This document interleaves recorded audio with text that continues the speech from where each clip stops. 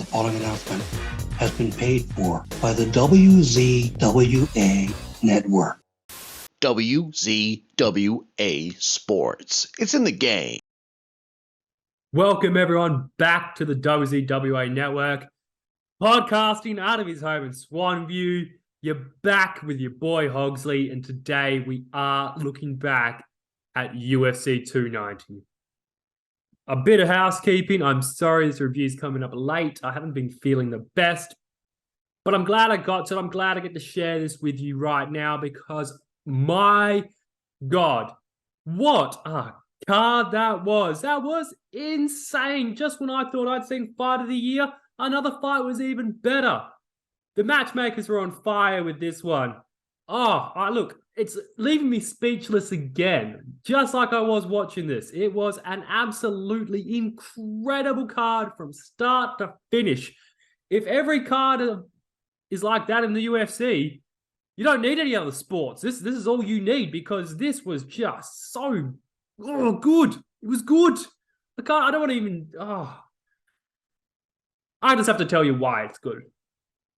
So let's crack through this chronologically, as always, and we will start with maybe not the best fight, but an exciting prospect in Bo Nickal, okay? This kid, he was going up against Val Woodburn, okay? Who, look, maybe it was a bit of a cherry pick going after Val. He's never fought in the UFC. He's kind of green. He's undefeated, so he's not just a tomato can, so to speak. But this Bo Nickal kid is special, everyone.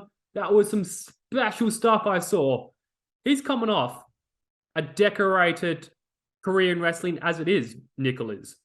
He's let's have a look, 3-time NCAA wrestling champ. Okay, this kid has got the pedigree. Okay, and as we all know, wrestling is the most important thing when it comes to UFC these days.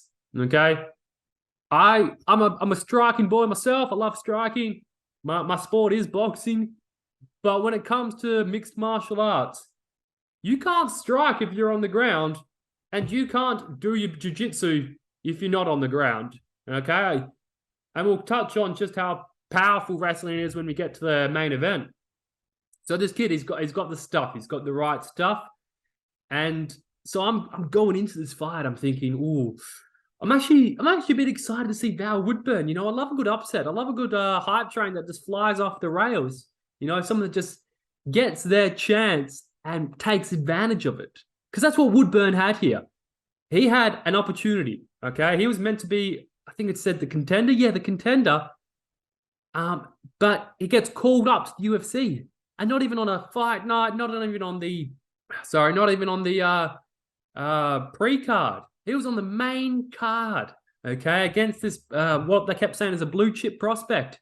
Okay, he had an opportunity to put his name on the map, okay? Unfortunately, he didn't. He gets absolutely wiped out by Nickal. I mean, I was expecting some wrestling to come out of Nickal. He didn't show that, man. Nickal's got hands. He got them hands, okay? Because he just landed bomb after bomb after bomb on Woodburn. He just kept clipping him. Woodburn was out from the first lead right hook. From the first sort of real hard punch, Woodburn was just out on his feet, and he only stayed on those feet for about 38 seconds before this fight was over. 38 seconds, okay? That's insane. I know this guy's probably not the best fighter, but that's a very, very quick finish. And in fact, Nickal's got 5 finishes now. He's got 5 wins, 5 finishes. 4. Count them. 1, 2, 3. 4 of those finishes have come in under like a minute and 2 seconds. The broadcast showed. That's incredible. Now, this probably goes to what I was saying. Maybe there's some cherry picks here. They want to build this guy's stock up, you know, develop his name so he can start making some money. But this is combat sports, everyone. Okay? Lots of things can happen. One punch can change the entire fight, can change your life. Okay? So like I said, this kid's got the stuff. I'm excited to see where he goes next. It's probably going to be a while before we see him against going for a title. But if he just keeps on this trajectory, he's going to be good. He's going to be special, okay? He may even be pound-for-pound talent. So let's keep an eye on him as he moves forward with his career. I know I will. So we'll move on from that fight. We'll move on to, at one point, what I thought was fight of the year. This second fight between Dan Hooker and Jalen Turner. Oh my God, man. What a back and forth this was. I mean, this was incredible. Dan Hooker's got a bit of experience in the UFC, and so does Jalen Turner.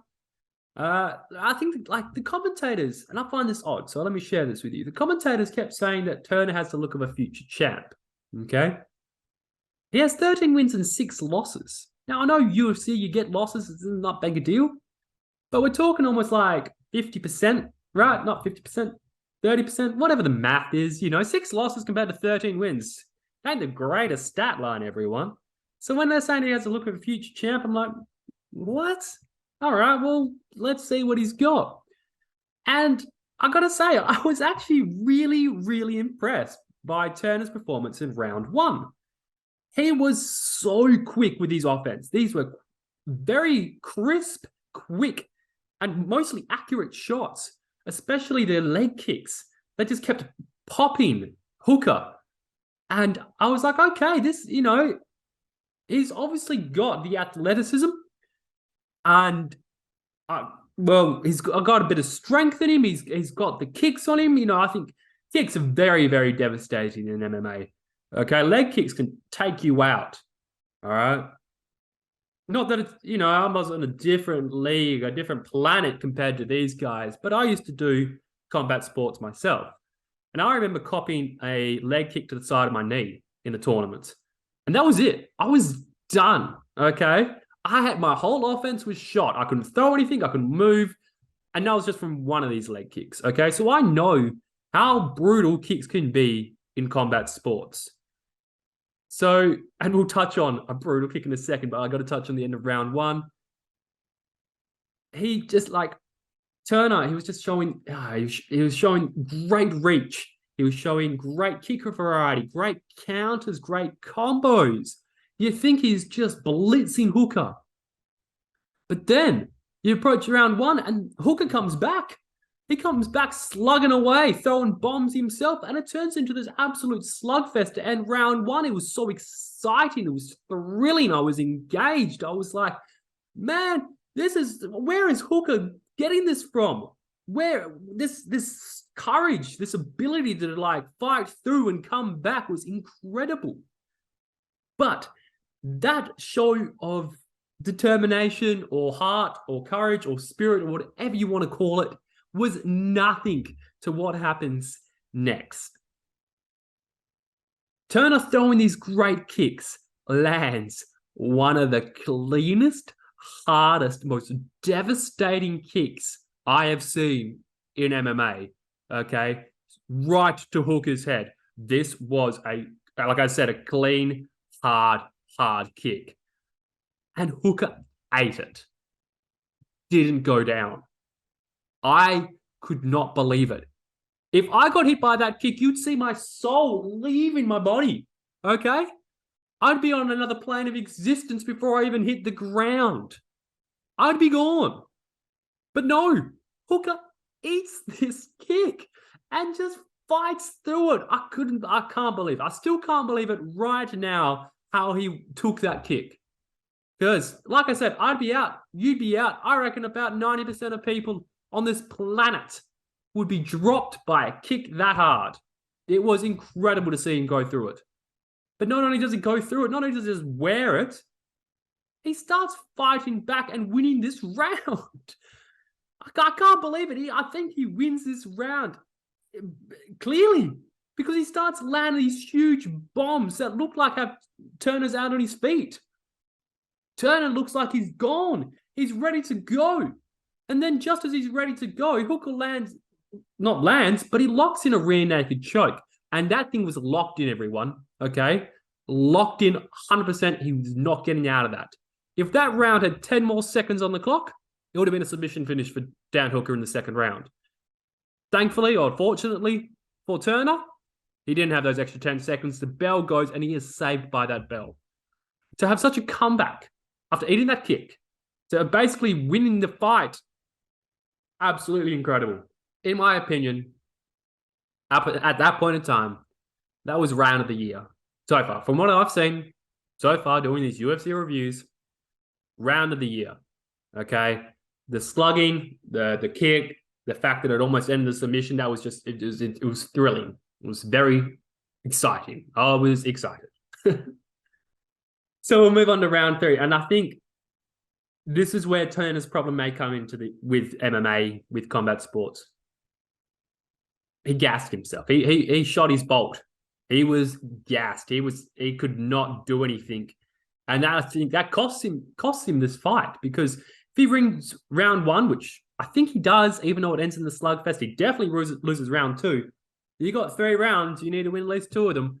And he just had nothing left to give. Okay? He was gassed. He kept trying to fight back. He landed a great knee in the round. But Hooker, he was like that train on the tracks with the momentum, just chugga, chugga, chugga, chugga. He just kept building and building and building. And he just didn't look like he was going to stop. His gas tank was clearly better. His cardio was clearly better. His spirit was just on another level. All right. Sometimes you just see that in a fighter. You just see it in their eyes. That determination, that fighter's spirit is just, it's like I can't even describe it. You just know that they're just going to keep going, that you could throw anything in front of them and they'll just walk through it. And that's what Hooker had tonight. And he ends up winning by split decision. And talking about that spirit, he wasn't just fighting through, these kicks, these punches. Afterwards, we find out he's got a fractured orbital bone, probably from that kick, and he's got a broken arm. He was fighting with a broken arm and a fractured orbital bone, and he still wins. Absolutely incredible spirit, incredible heart, incredible fight. Can't even say enough about just how excited I was watching that fight, how impressed I am with Dan Hooker. Just that is commendable, that is ballsy. That is just, look, there's not enough adjectives in the world to describe just how gutsy that performance was and how great that win must feel for him. So we'll move on. Now, this one's a bit sad for your old Aussie boy here, Hogsley. We had Robert Whittaker versus Tristan Duplessis. This Duplessis guy, you keep hearing how he's unorthodox and how does he keep winning these fights. I watched him versus Brunson a couple events back, and he does look pretty unorthodox. He just looks almost like a puncher, not a fighter, if that makes sense. Okay? Just slugging away. And you think, well, where's the guard, the footwork, all that jazz, right? But he keeps winning, okay? But the level of competition, left a lot to be desired. It didn't today, okay? Robert Whittaker is one of the, legends of the sport currently still, doing MMA, doing in the UFC, okay? He is a world champion. He's got a great record. He's got some great wins in his career. This was a real test for Duplessis, okay? Because Robert Whittaker ain't no pushover, ain't no chump, ain't no tomato can. Like I've said, he's one of the legends, okay? So we start this fight, and I think this hype train, this is probably where it's going to come off the rails for Duplessis, because I think Robert Whittaker is just going to have too much experience, too much poise, just too much, like I said, experience, knowledge, ring knowledge, okay? He's going to adapt to the unorthodox style. He's seen it all, and he's probably just going to outpoint Duplessis. I could not have been more wrong. Unfortunately, I want my Aussie boys to win. I am an Aussie boy. However, he doesn't, okay? Look, we'll start at the beginning of this fight, okay? Rob showed his great experience, okay? He showed great poise in that fight. It was round 1, and he's just landing some good strikes. He's landing the good counters against Duplessis, and he's just methodically working his way through the fight, tallying up those points, tallying up the damage against Duplessis, just doing everything you need to do in round 1 of a fight when you are an experienced fighter. Take them to the deep waters, drown them, show your experience. Don't get caught cold by someone who can slug, which Duplessis can. He was doing everything right, in my opinion.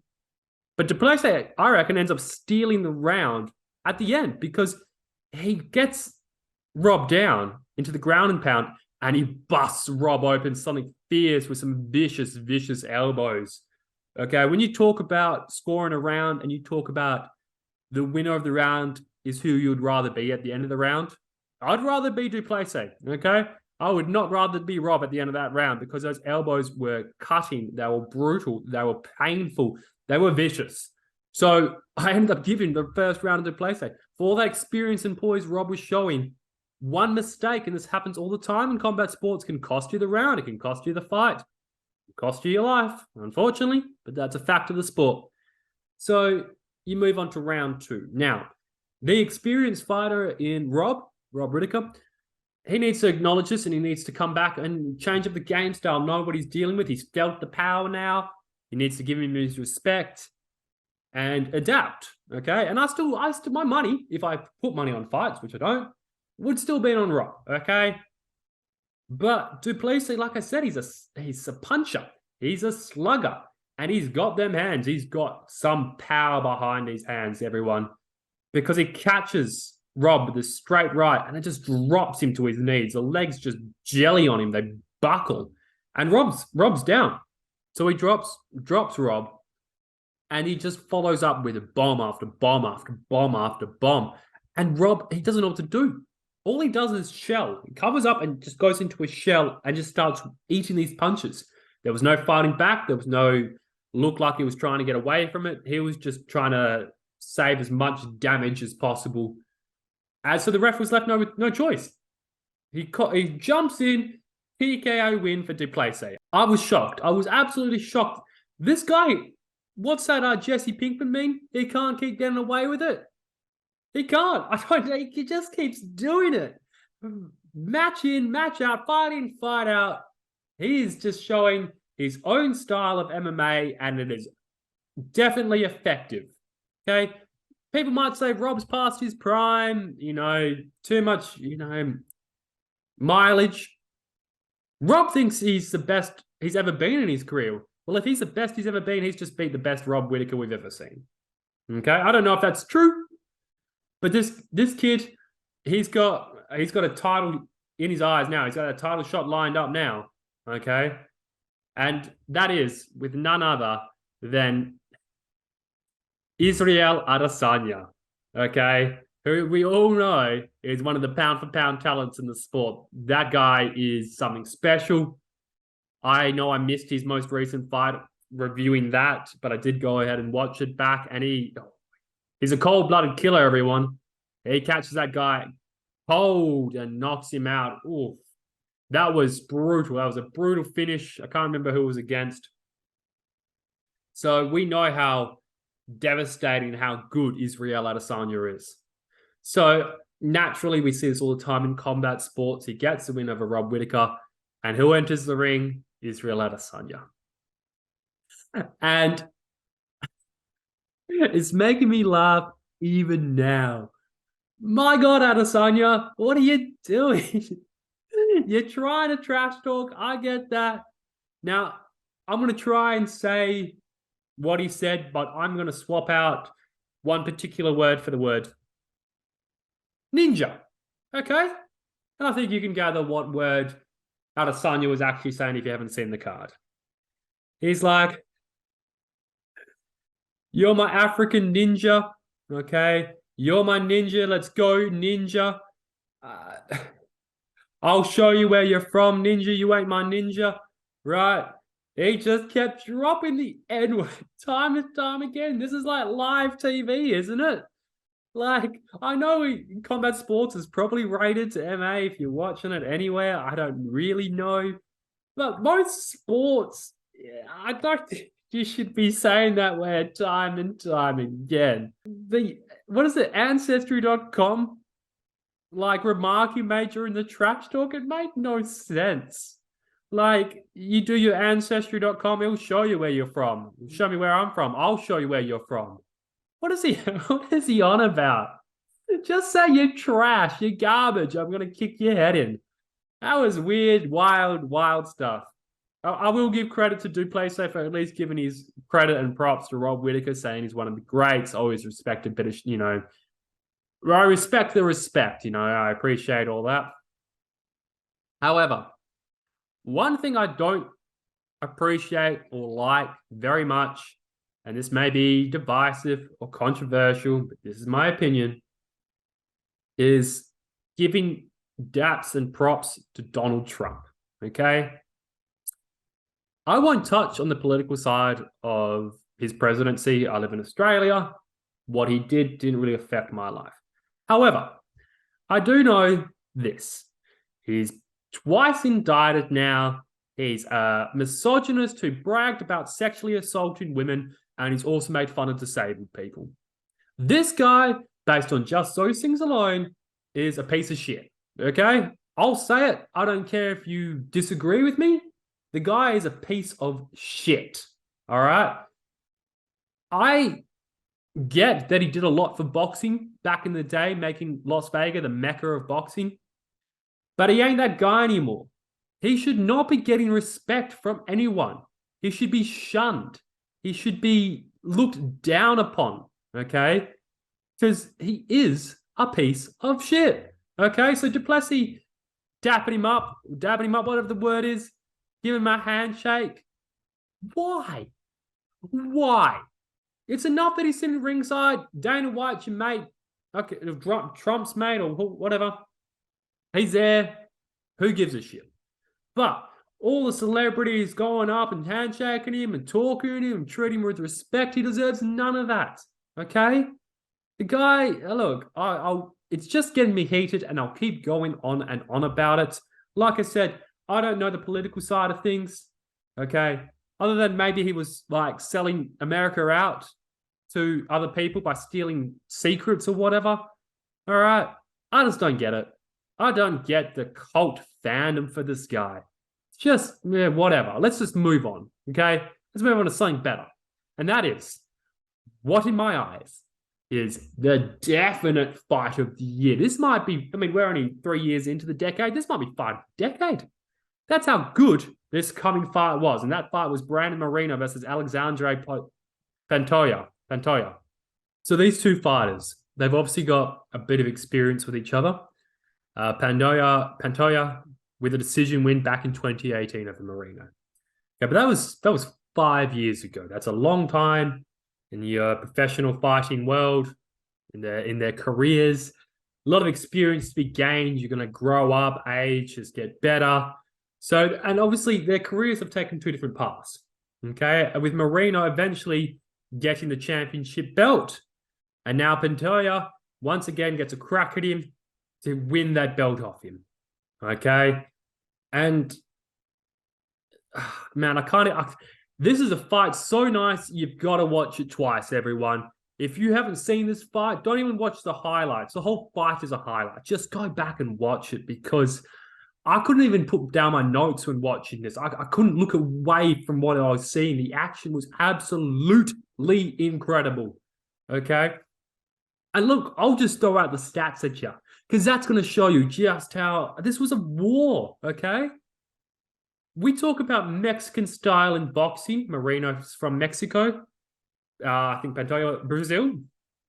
Okay, you think about those great fights from these kinds of fighters. I think of people like Julio Cesar Chavez, your Eric Morales, your Juan Manuel Marquez, even though he's a bit more of a technical fighter, just the heart, the spirit, the determination, the wars that you would see some of these fighters go through.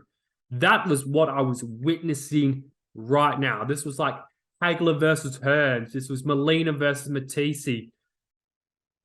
Look, I can't even think of any more. Just going back and thinking about this fight, it dominates my mind, okay? So let me throw these stats out to you, okay? We had 167 landed punches, Moreno, to 161 for Pantoja, okay? We're talking about six punches different, okay? Then in significant strikes, it was 147 significant strikes to 129 significant strikes. Okay?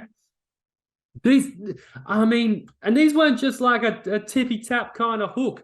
These were punches that were busting each other open. Both fighters walked away looking like they'd just been mauled by a tiger, like they'd just been fighting the bear and the revenant. They were brutalized by each other, absolutely brutalized. Okay? Well, I'm talking hard elbows, hard punches. This game, it was just fought on their feet for most of it. But the times they weren't on their feet was probably what edges this fight to the winner, which is Pantoja. Because when it came to the striking, everyone, and I was thinking this watching the fight, Brandon Moreno was looking like the champ because he was fighting with that poise. He was fighting with that intelligence. He wasn't just slugging away and throwing punch after punch after punch. He was picking his spots and he was being accurate. And that's what he was. If we look back at these stats, there's 167 punches. He only threw 265. He was landing at a 63% clip. That's insane. That is insane efficiency. Even the significant strikes was 147 to 245. That's 60% efficiency. He was landing 60% of his punches. That's insane. That's an insane efficiency, everyone. It just goes to show how much Pantoja was wearing at all times. But Pantoja, he was fighting the opposite game. He was fighting with that fighter's spirit, which I've mentioned before, where you could put a brick wall, a tank, fucking the bear from the Revenant in front of them, and they're going to fucking fight through it, okay? He threw 161 to 323, which is only 49.8%, which still, that's insane. These kind of like stat lines in a fight are crazy when you're landing at that kind of clip. And it was 129 to 274 for his significant strikes for 47%, okay? So you can see that Moreno was the more accurate fighter. He was fighting with more efficiency. He was picking his spots and he was landing clean. However, unfortunately, we'll move on to the takedowns. And this is where Pantoja probably picks up the win here. And he does pick up the split decision win. So yeah, I believe it's a split decision win. Okay? That's definitely how probably I would have scored it, because some of these rounds you just didn't know who to score it for. It was just so back and forth. But these takedowns, Pantoja landed 6 of them. 6 out of 11 attempts for a 54% clip. And this is what kept winning him these rounds. It was this ground control. It was giving him the chance to recover after throwing so many punches that he needed, because he needed to keep fighting through this. At times, he was just hanging off his back like a koala bear and just wasn't letting go. And he wasn't like just standing, hugging his back. He had his legs wrapped around and he was sitting on Moreno's hips. Okay? That's got to wear you out. In boxing, you clinch with someone, you just lean on them. Just little tactics like that. It wears you out. I can't imagine actually having a grown-ass man just sitting on my back in a piggyback ride after I've done so much fighting. That would gas me so quickly. I'm not the fittest guy out there, but that would gas anyone that takes it out of you. So Pantoja was just fighting with that intelligence, knowing when to pick his spots. Pick his bursts of offense. And that's what he did. And this, everyone, this is why I love these lower weight divisions, because just the speed of their punches, their fighting spirit, the fact that they can go back and forth. I mean, there doesn't seem to be as many knockouts in that division, or those divisions, in my personal experience, In heavyweight, there's big lumbering dudes, one punch, and they're normally out on their feet, I mean, Deontay Wilder made a whole career of knocking out people in the first round. Anthony Joshua was knocking out most of his fights before his losses. You see those higher knockout rates at heavyweight. You don't really see him at these lighter weights. So when you do see him, or you do get a fight like this, they're just always so entertaining. And this was just fight of the year. Go back, everyone, just go back and watch it. I don't want to even talk too much more about it, because you need to experience this fight. You need to experience. So let's move on to our main event, Alexander Volkanovski versus Yair Rodríguez. Now, this is where I can be a proud Aussie boy again, because Alexander Volkanovski picks up an easy win here. Much like the Bo Nickel fight, probably wasn't the most exciting fight, but it was still so exciting to see the talent that is Volk. Okay? I got to be proud about this. I'm going to touch more on it at the end, but let's crack into the fight against Yair Rodríguez. Now, I don't know much about Yair. I am familiar with a bit of Alexander Volkanovski. So I'm watching these highlight packages. And Yair, he looks like Eddie Gordo from Tekken, everyone. The kick variety was shown in these highlight packages. He's doing like little backflip bicycle kicks. He's spinning around doing like capoeira kicks. I was like, Jesus, that's gutsy to pull off, you know, in any case. But for it to be effective as well, the kick variety was just insane. I was blown away. You just don't really see it. You might see one or two kicks in a person's career. He was breaking out these kicks basically every bloody fight from what this hype package showed. I was like, "Whoa, man, that's exciting. Let's see it in some action. Let's see it. You know, maybe this somewhat unorthodox style will catch Volkanovski off guard." But it didn't. Like, Yair just looked out of his depth against Volkanovski. Okay, everyone. We didn't see really any of these kicks because Volkanovski, man, he is a bear. He is a machine. He is a monster. He just mauls you. This is the kind of stuff you used to see from Khabib Nurmagomedov. Okay, probably not quite at that level. I don't know. Wasn't watching much UFC back then, but I can see why the commentators say Volkanovski is a pound-for-pound talent. Maybe at the #1 spot. Okay, because he's only got a couple losses, and one of them was against Islam Makhachev, and he was moving up weight to fight. He was trying to become a 2-division champ, a feat that is not accomplished by many, and he was showing that he belonged in the ring with someone like that as well. Okay, he wasn't just tossed around; he was tossing him around at times. So it goes to show just how strong he is, especially when it comes to where he fights at his weight division. Okay? He just looked like a world beater out there. Okay? He looked like someone you would never want to meet down a dark alley because he will rip you to shreds. Okay? The way he manhandled Yair in round 3 towards the end of the fight with the finish, he picked him up like he was a toddler. He just scooped around his legs and lifted him up, and boom. This is a grown-ass man. He's just lifted up like he's nothing, like he's a toddler, okay? That is some real strength. And this ground and pound game is ferocious. You do not want to be on the ground against Volkanovski because these punches were like just landing. They looked powerful. They looked scary, okay? That's a scary place to be in if you're a fighter. And with this ground and pound, he ends up picking the win up over Yair. Okay, let me show you how dominating this fight was. And I'll do that again with the stats. Okay, let's go to total strikes. 149 to 198. 149 out of 198 for Volkanovski. 75% of his punches or strikes were landed. 75%. 3 out of 4 punches or kicks were landing. Okay, they weren't blocked. Okay, they were landing. Do you know how insane that is? And then we compare that to Yair, which was 57 out of 103. That's still a decent landed clip. That's still 55%. But you just look at the difference. We're looking at almost double the amount of punches thrown and almost triple the amount of punches landed. That is a huge gap, okay? Significant strikes were 66 out of 97 to 40 out of 80. So still a good clip for Yair, but just wasn't enough. This was just huge amount of a gap between them.